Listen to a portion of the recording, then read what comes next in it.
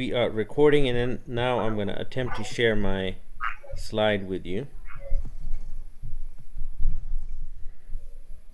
Okay, could you guys let me know that you can see this? We can see it. Okay, Yes, great. sir. Okay, so I'm going to make this big. All right.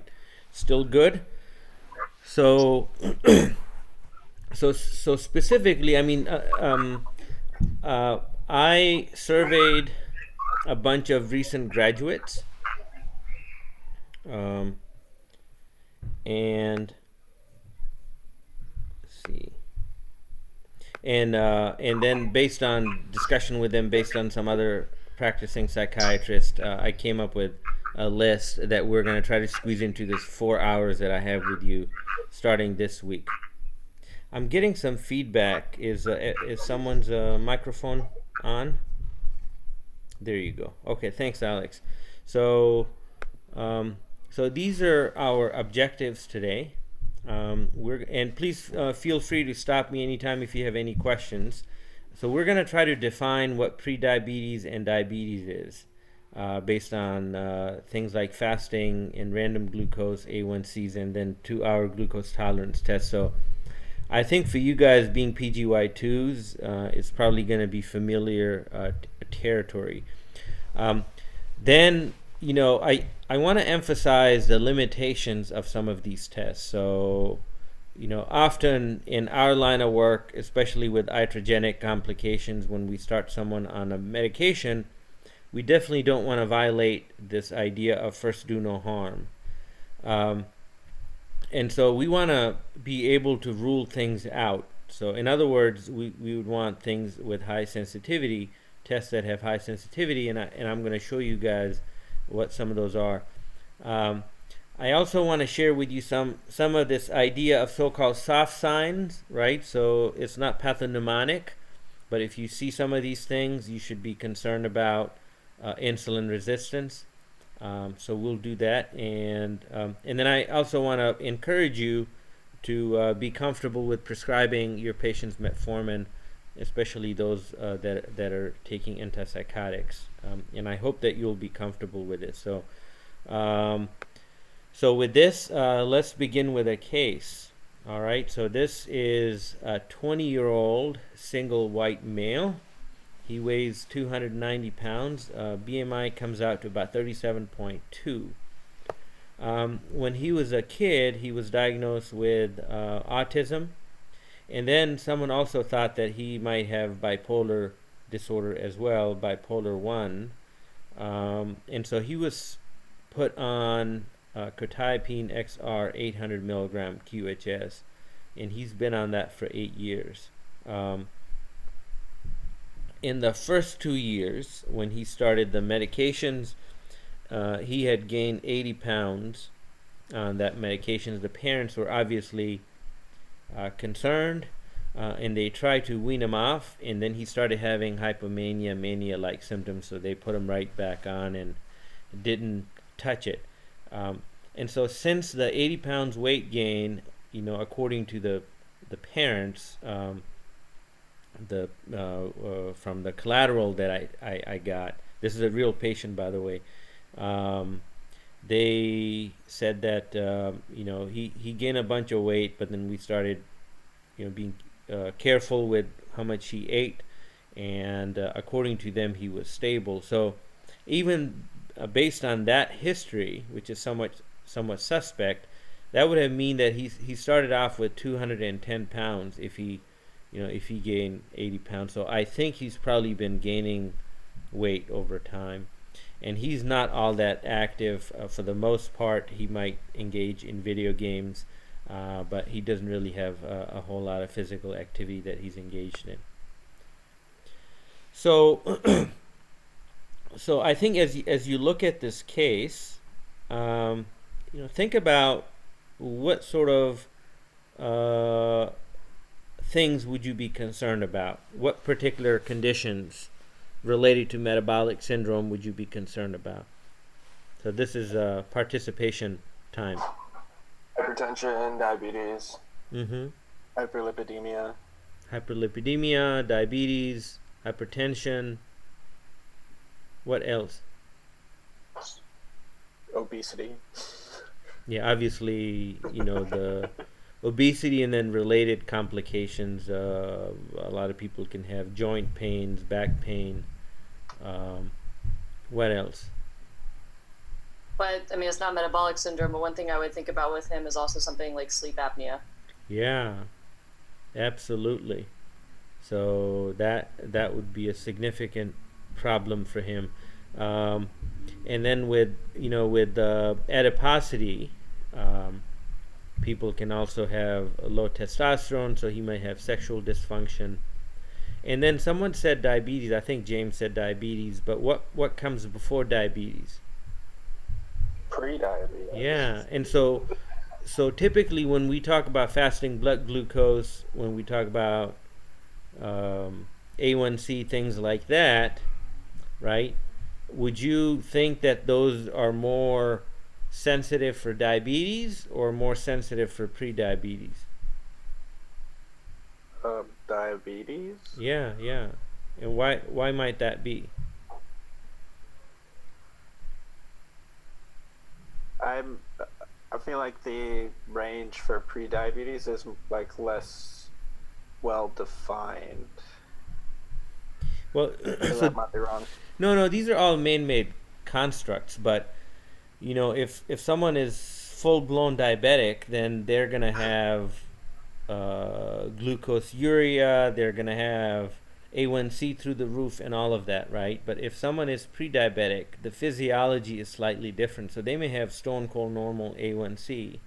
So we'll talk about how to diagnose that. And we mentioned metabolic syndrome. So what are the 5 elements of metabolic syndrome?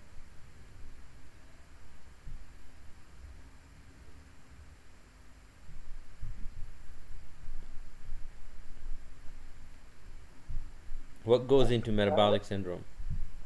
Abnormal. Sorry, say that again. Hyperlipidemia. Be more specific. There's a specific definition. Feel free to look it up as we chat. Is it just hypertriglyceridemia? Yeah. So triglyceride being high. Do you know how high? Not off the top of my head. It's 150 or higher. And then what else on the lipid panel? So it's not the LDL. HDL. Yeah, HDL tends to be low, and I believe it's less than 35, if I remember correctly. What else? Another lab. So we talked about 2 labs. There's one more lab, and then 2 exam findings. You need 3 out of 5. By fasting glucose. Yep, exactly. So impaired fasting blood glucose, and then on exam, it's really the abdominal girth. So it's 40 inches or more for males and 35 for females. However, those differ depending on what population you're talking about. So in Asians, those are lower. Big time dependent. But all of us really need to know that, right? Like the back of our hand, because we are causing some of these with our medications that we do. And so why even bother about this? Why care about any of this? Because it's highly associated with like increased morbidity and mortality in patients. Yeah. What kills more people with schizophrenia? Suicides, or it's the cardiovascular outcome. So we have a role in this. So much so that the APA has come out with a white paper saying you as a psychiatrist really know these basic things and be comfortable in managing things like metabolic syndrome. A lot of in our system people have access to care, but out in the community, when James does his active service and moves back, and he decides to go back to a small community, he may have patients, let's say with schizophrenia, who may have a lot of paranoia. They may even have access, but they may not trust anyone but him as the psychiatrist. And so it's important for us to be able to have that ability to make a difference in their lives. And so this is what that difference looks like. So this is diabetes. I'll share with you prediabetes later on, but I want you guys to read this, and I'll also read some of it for you. So on the top is metformin. This is a very famous study, and there are references to microvascular and macrovascular. Do you guys know what the differences are there? What are the microvascular and what are the macrovascular endpoints?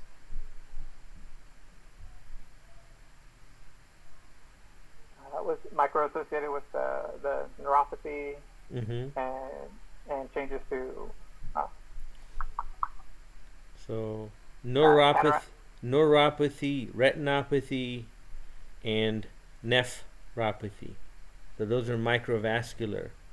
And it's important to know those because some of these treatments do have effect on those and some of them do not.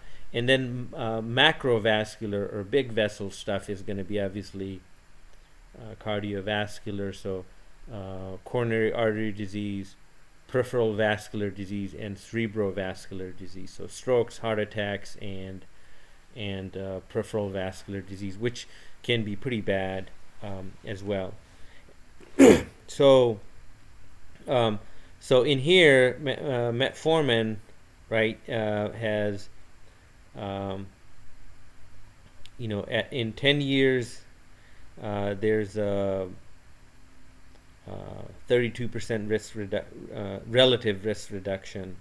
That's a p-value less than 0.05, right? For microvascular disease, it didn't make a difference. So what we discussed, and then the big one we care about is myocardial infarctions. That's significant and all-cause mortality. Look at that. I mean, there's a relative reduction in that. Let's see, someone said something in the chat.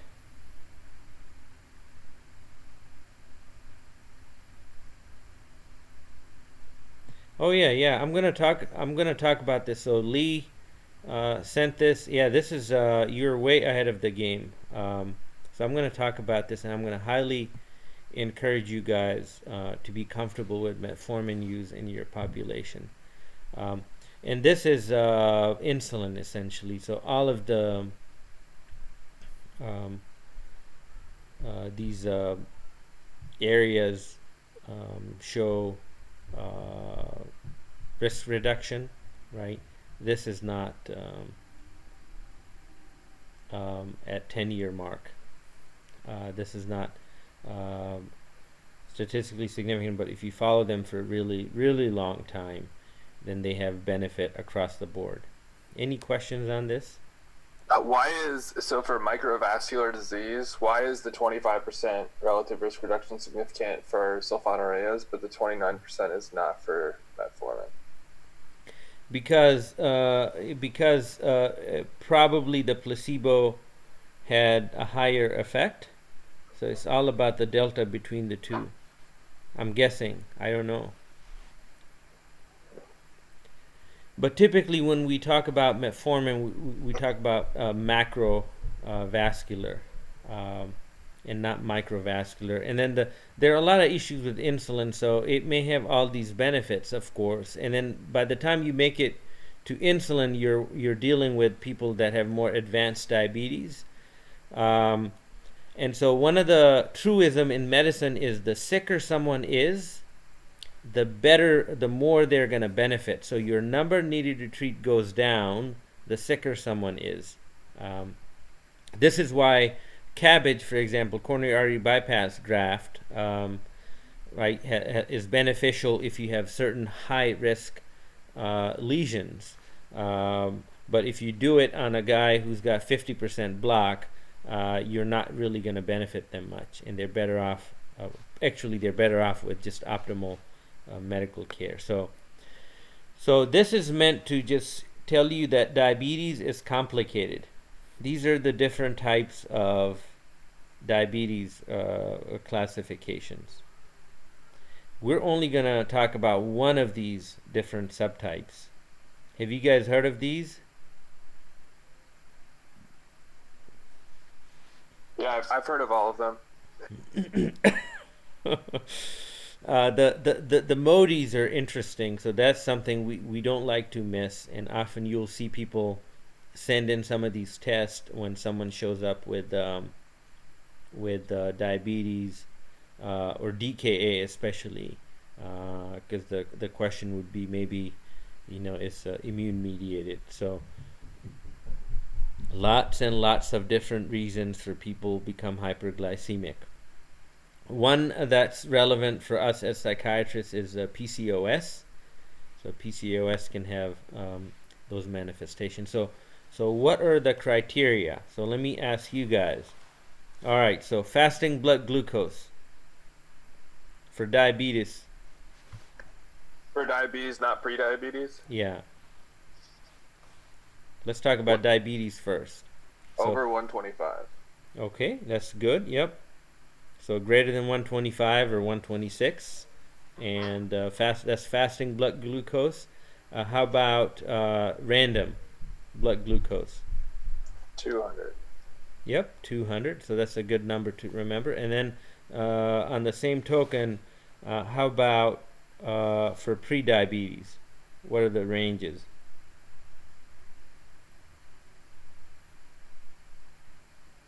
I think fasting is over 100. Yep.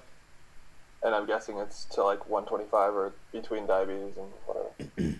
Exactly. Yeah. So that's between 100 and 125. And then how about random?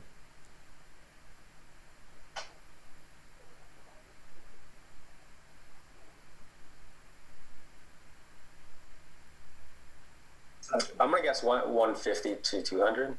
Okay, very close. 140. And so and that's the same rules with the 2-hour glucose tolerance test. So let's look at some of those. So we've got several ways of doing this. So we talk about fasting glucose 100 to 125. These are millimoles that they use in other countries, but we're in America, so we use the milligram per deciliters. And then that's the diagnostic criteria for diabetes, greater than or equal to 126. So that's what you guys said. This is the random one. This is again the pre-diabetes, 140 to 199, greater than 200, with the 75 grams. So if you order this in CHCS, make sure you order the 75 gram. For some reason, they have 100 gram in there. I don't know why. That may have something to do with the specific subpopulations, but do the 75 grams. So that's the standard. And then random glucose greater than 200 for that. And then they don't put that in there, but technically 140 through 199. If you're greater than 140, then that's pre-diabetes. You have insulin resistance. And then A1C here. So greater than 6.5 is diabetes, and 5.7 to 6.7 are considered pre-diabetes. Any questions on this? Yeah, question. So why would I ever test for fasting glucose or a 2-hour test versus just getting an A1C? Oh, that's I think I must have Venmo'd you some money just now, because you are guiding my conversation nicely. So yeah, we're going to talk about this, what to do and when. So it'll come. I forgot exactly where we were. Okay, so diabetes and pre-diabetes diagnoses. So this is just to re-emphasize. I put all of those in one place. and then this is diabetes. Okay, so one of the problem is, we're going to talk about this challenge, Chris. So here's a big problem. There's a bunch of people that are running around undiagnosed, and that number gets bigger.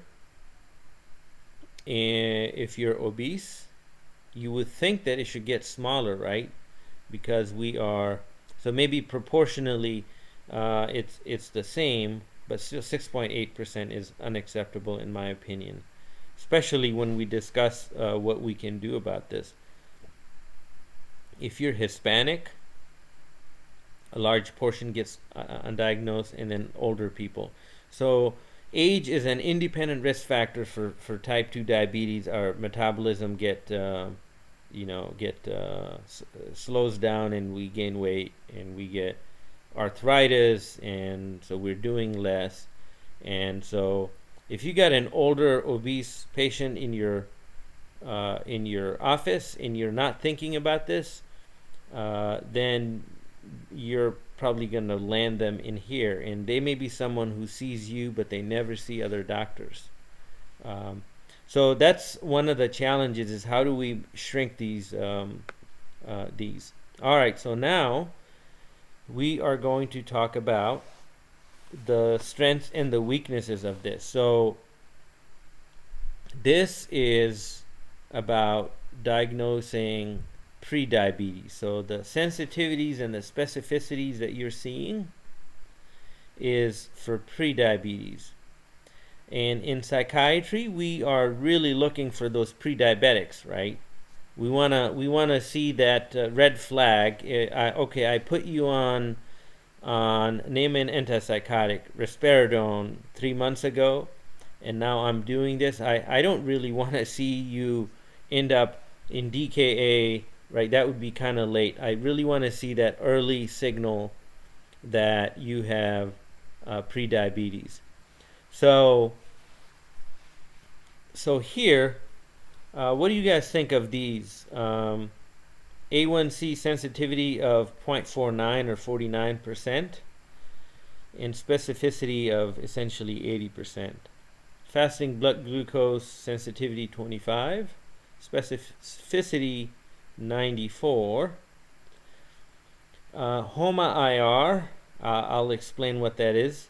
It's 60 and 66, and then the triglyceride to HDL ratio greater than 3 is 66 and 69%. What do you guys think? What is your sort of is this what you were expecting, or is it different than what you thought? I kind of expected A1C to be a little bit better. Mm-hmm. What I'm getting from this is that if you get an abnormal lab value, chances are it's probably going to be correct, but you might actually end up with more false negatives. What makes you say that? I can read your mind. So tell us what sensitivity does for us and what specificity does for us. Yeah, so sensitivity is the ability for a lab to actually be able to detect threshold of when something is abnormal. Mm-hmm. And in this case, it's prediabetes. And then in that setting, if it were to be correctly abnormal, what is the probability of that going to say that this is a true result that means what it means? And that's where the specificity comes in. Yeah. So which one is to rule in and which one is to rule out? Spin and snout. Yeah. Please don't forget this, because it will show up on the boards. One of these. So ideally, what would we want if someone came to you and say, "Hey, you're a psychiatrist. You're trying to rule these out. Would you prefer a test with high sensitivity or high specificity? Which one would you want?" You want sensitivity? Yeah. Yeah, we want something with high sensitivity. What do you guys think of these? Poor. Yeah, what do you think, Kristen? I mean, for some of these, it looks like we may as well just do a coin flip, right? Like it's going to basically give us the same data. Yeah. So the graph that I'm showing you on the right, it just shows how you are going to have different overlaps depending on the type of test you do. And so in the cartoon format, what this indicates is that you are going to really have to hunt for this, or you're going to miss it. Now, what's the gold standard here? Does anyone know?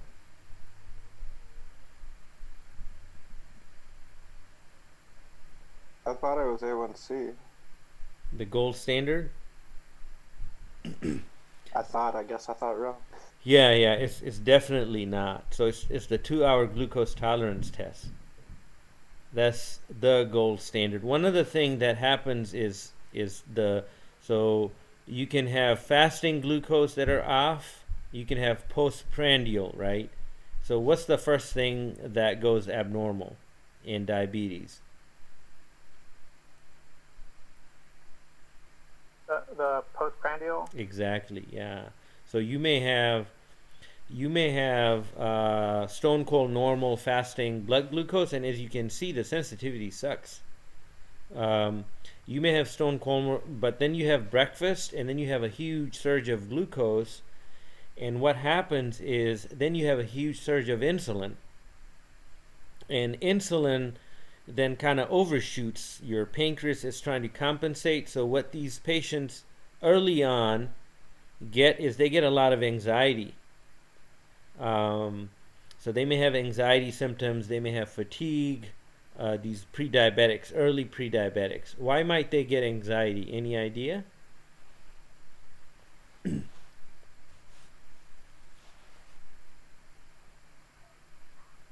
Is there increased like sympathetic tone from trying to make all of the insulin? Exactly, yeah. So all those counter-regulatory hormones that oppose insulin, right? So you got cortisol, you've got growth hormone, you got epinephrine, norepinephrine. Those guys, especially the adrenaline, the epi, norepi, causes people to not feel well. So, so remember I was talking to you about the soft signs on lab. So who here knew about this triglyceride to HDL ratios? I did. Good. Who else? Anyone else knew? I mean, I'd heard of it before, but it's been a long time, so I haven't thought about it in years. So what do you think is causing this triglyceride to be high? Which happens this is one of the criteria for metabolic syndrome, right? What causes that hypertriglyceridemia? So triglycerides are basically like your storage form of, like long-term storage form of glucose. So if you have high levels of circulating glucose, instead of it getting taken in by the cells, which is what happens when insulin is working appropriately, then you have a lot of extra just floating around, and so it gets stored as triglycerides, and so you pick it up as like basically triglycerides floating around. So the more triglycerides you have floating around, the more it says that you're not actually using the glucose that you're taking in, because your body's not able to respond appropriately to the insulin. Yeah, and insulin mobilizes these triglycerides. So now, let's see. There's the board option in here, right? Yes, sir. Okay, so let me see if I can do that. Let me find my pen. And then we're going to talk about HOMA IR. Alright, let's see. I'm going to stop sharing this. And then I'll share screen again. And go to the whiteboard.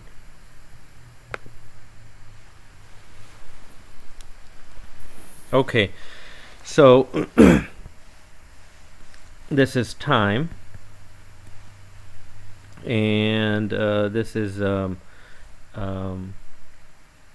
insulin resistant goes up over time. So let's see if there are different colors for this. I guess there is. Okay, so what do you think happens to your insulin level over time?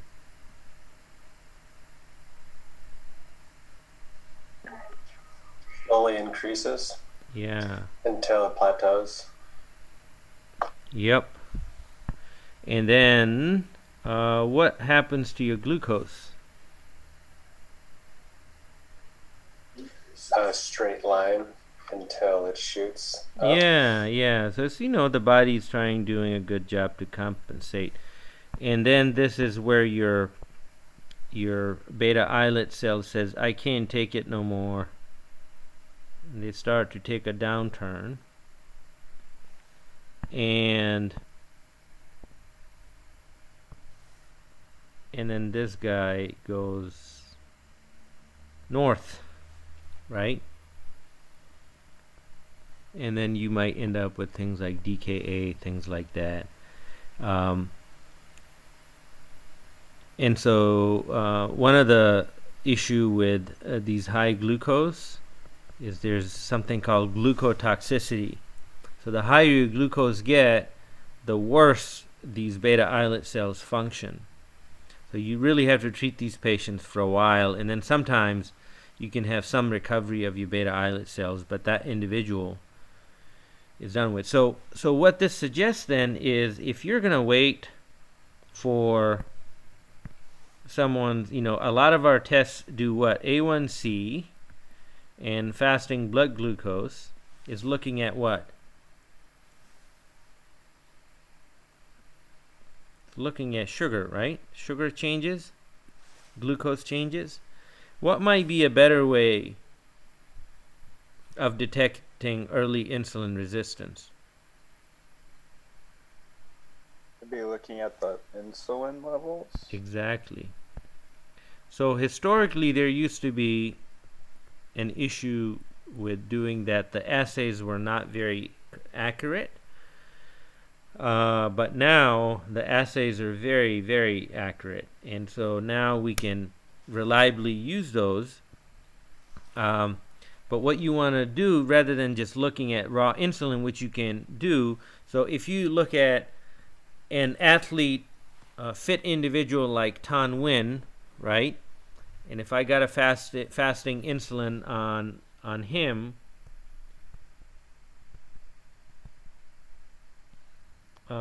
so athlete versus someone with prediabetes, what might be the range for the athlete level, fasting insulin level? You guys may not have worked with this, so don't have a reference point, right? So usually less than 5. All right, I have seen 45 in a patient with severe obesity. But guess what? He had stone cold normal fasting glucose. He had normal A1C.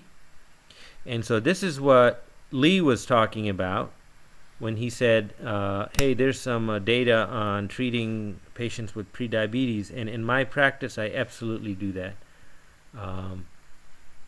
All right, so I'm going to stop sharing this. And we'll go back to our slide. So any reflection on what I just showed you? Thoughts, comments?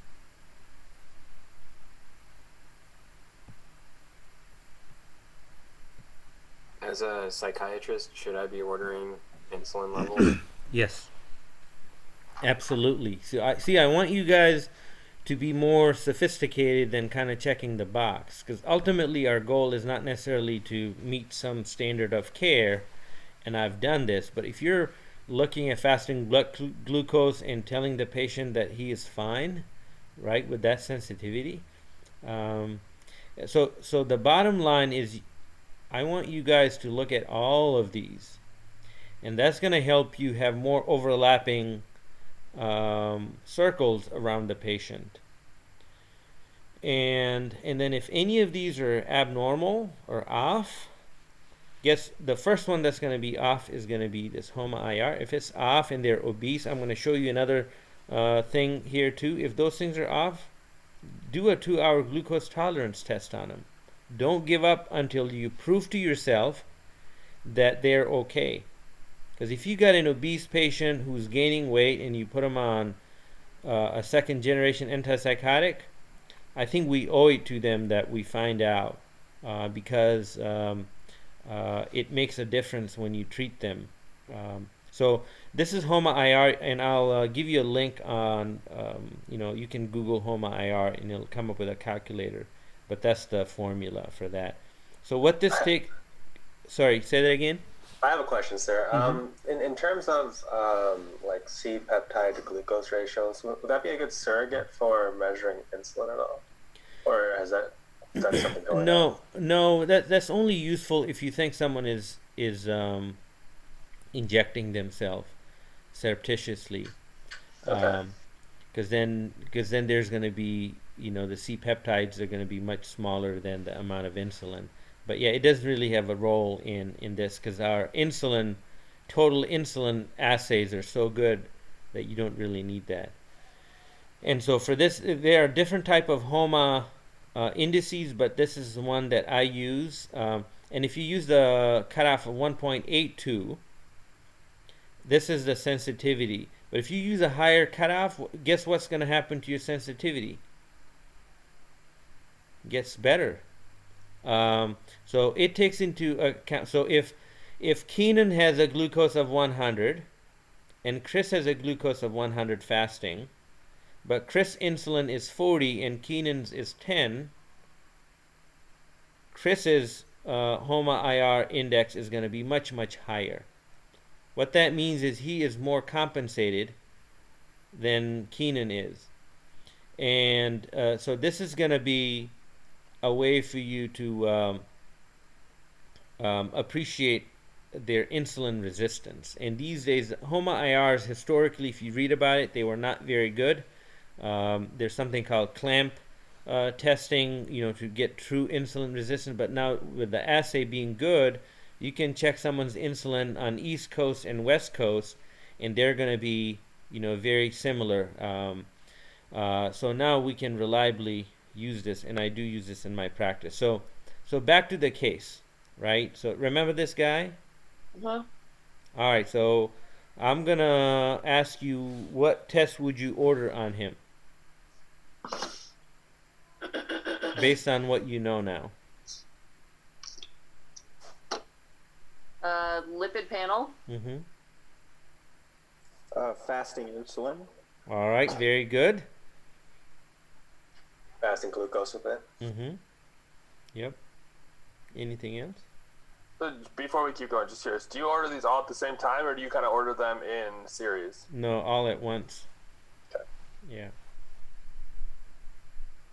So it's like going after bin Laden, right? You want your satellites chasing after him. You want your human guys chasing after him. You want your SIGINT guys chasing after him. Everything, because he's so hard to find. You want to do it all at once. I can't believe I brought in the Al-Qaeda reference to this, but you're on the hunt, and your mission is to find the patient. So yeah, so you guys want to see this patient's labs? Just curious, what is it like from a cost perspective? Like, how much do these things cost relative to one another? It's really dirt cheap. You're talking about, single digit figures on all of these. Even for the insulin assay? Yeah. I think insulin assay is probably the cheapest. I think the cheapest test for diabetes is probably a urinalysis, but these are all very cheap. Okay, so this is what we've got.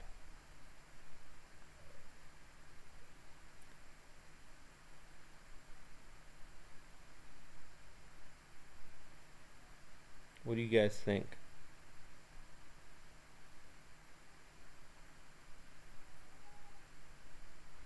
I think Houston, we have a problem. Look at this, though. Look at this. Look at his A1C. Yeah. I was gonna say, that really threw me off. I want a glucose. Oh, glucose is 101. Oh, there it is. So you guys go ahead and Google HOMA IR calculator and go ahead and calculate this on your screens if you would like.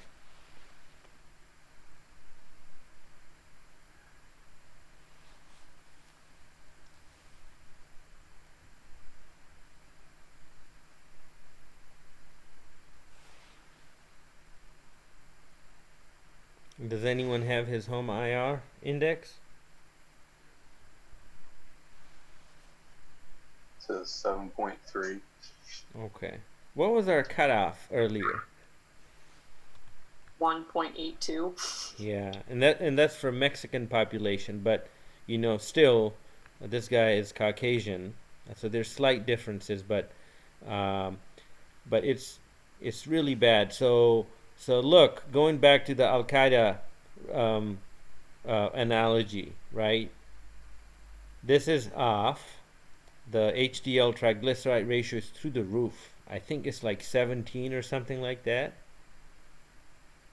Look at glucose. It's barely in the abnormal range. Guess what? That pancreas can't do this for too long.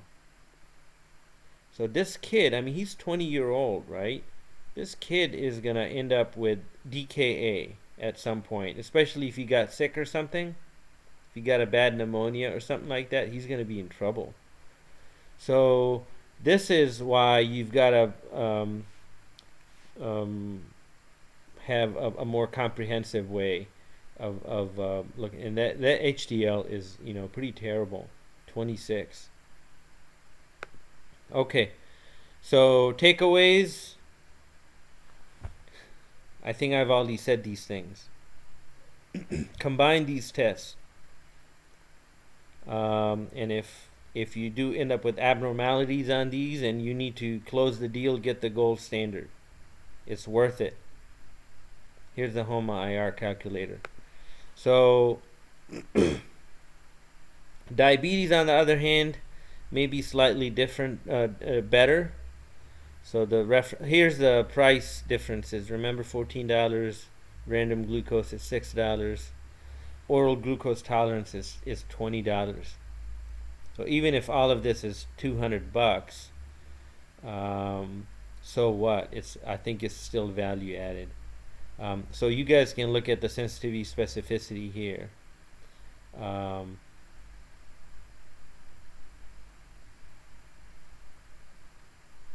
Look at the diabetes risk calculator. So I want you guys to use this in your practice, and it's free. So it'll also give you a sense of whether or not you should get the gold standard on someone if they have a really high score on the diabetes risk calculator, but then the stuff comes back normal other than maybe the HOMA IR. The HOMA IR is not going to come back normal if they have insulin resistance. Here are some cutoff for the HOMA IR, and this is for diabetes. So positive predictive value are not quite there, but look at the negative predictive value. So any idea why positive predictive value is not going to be very good? Because that's the whole job of the insulin, is to prevent you from becoming diabetic, right? So it just means that the insulin compensation is working, and you're not meeting those man-made criteria. So in that kid that we looked at, his A1C was 5.1 because his beta islet cells are working so robustly that he's not going to have diabetes. Are you guys tracking? But it's such a good test for negative predictive value. So this was in European population. So it slightly differs. Diabetes risk tests. So do utilize it. I hope you guys will use this in your practice next year when you have your own patient panel as PGY3s. And then if you got score 5 or higher, you're high risk, go ahead and have them prove it to you that they don't have pre-diabetes or diabetes. And obviously be careful about giving them drugs that are going to further exacerbate. So management, avoiding high-risk medication if you can help it. And then intervention, so that would be preventative.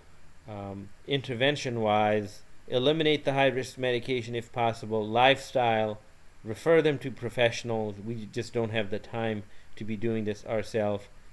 Metformin, weight loss medications, options are here, and then bariatric surgery. none of the weight loss medications have been studied for specific endpoints like metformin has.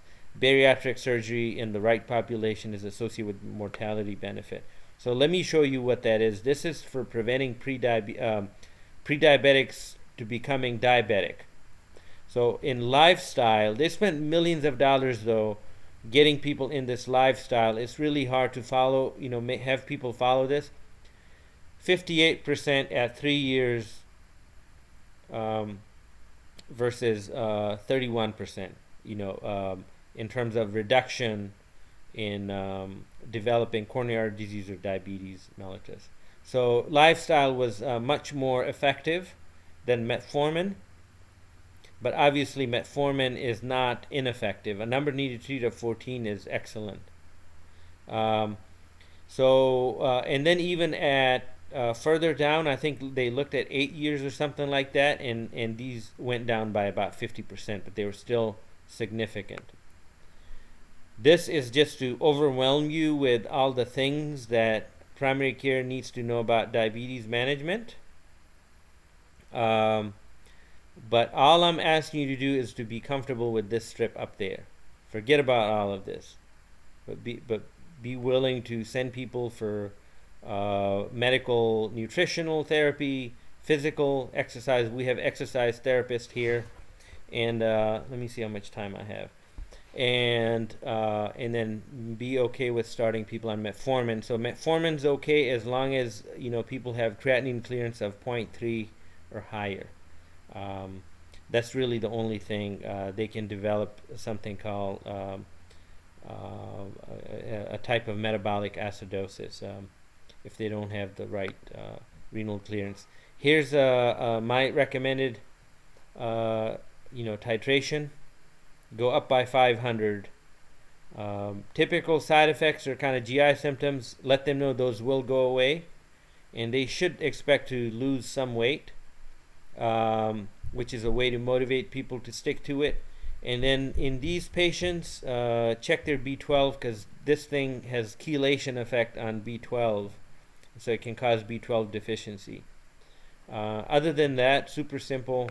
Very easy to do. Here's some data on the weight loss medications, percent weight loss, and these are some of the medications that are out there.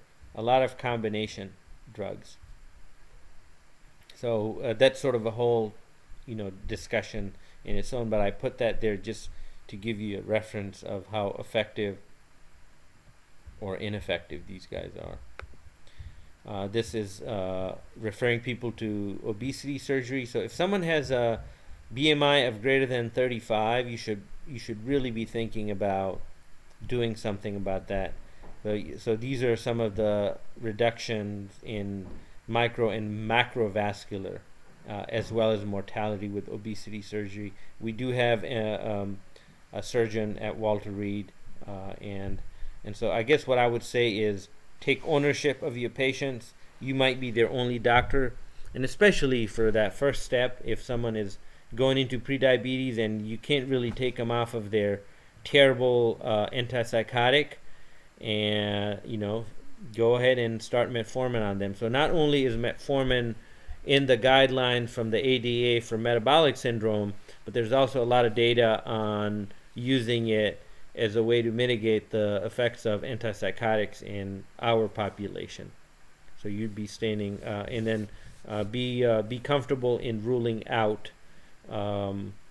prediabetes or insulin resistance. By the way, insulin has terrible effects. It's an orexigenic hormone, so it makes you crave things. You gain weight. You have more adipose tissue.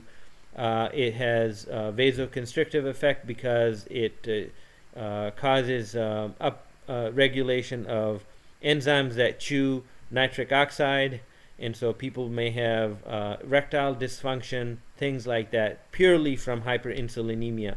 I also discussed how people may have hypoglycemic episodes earlier on when their body overshoots postprandially and they feel exhausted and fatigued. So a lot of ways to look at this metabolic syndrome. I personally look at it as a hyperinsulinemic event. And what happens when you give people metformin is their triglycerides tend to come down when you do that. So you should see their HOMA-IR comes down, their triglycerides come down. So I'll stop here and see if anyone has any questions, and I would appreciate any feedback you might have now or through this form on how I can improve this.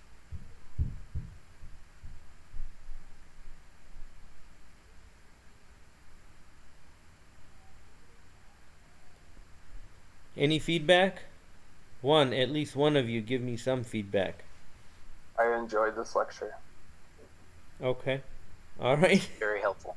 All right, good. So my hope is it'll change your practice in some ways. Looks like you guys need a little bit of break probably, so I'll say adieu and thank you guys for staying engaged so well. And Dr. Smith is ready to mesmerize you guys next. All right, thanks.